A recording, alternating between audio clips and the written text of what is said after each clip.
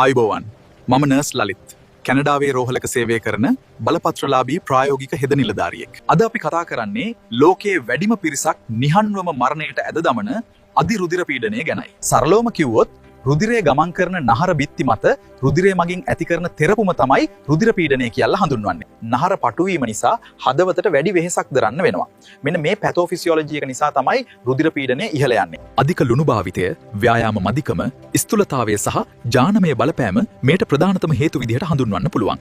තද හිස රදය, හුස්ම ගැනීමේ අපහසව සහ පපුවේ වේදනාව මෙහි ප්‍රධාන රෝග ලක්ෂණ වුණත් බොහෝ විට කිසිදු ලක්ෂණයක් මතු නොවන්නත් පුළුවන්. මේක පාලනය කරගන්න ලුණු අඩු කරන්න, දිනකට විනාඩි 30ක් ඇවිදින්න සහ මානසික ආතතිය අඩු කරගන්න එක ඉතාමත් වැදගත්. ආහාර ගැනීමේදී පලා වර්ග, පළතුරු සහ ධාන්‍ය වර්ග වැඩියෙන් එකතු කරගන්න. ක්ෂණික ආහාර සහ තෙල් අධික කෑම අනිවාර්යයෙන්ම නවත්වන්න.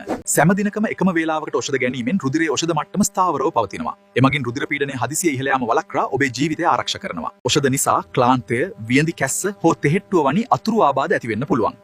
මෙවැනි තත්ත්වයකදී වහාම ඔබේ වෛද්‍යවරයා හමු වන්න.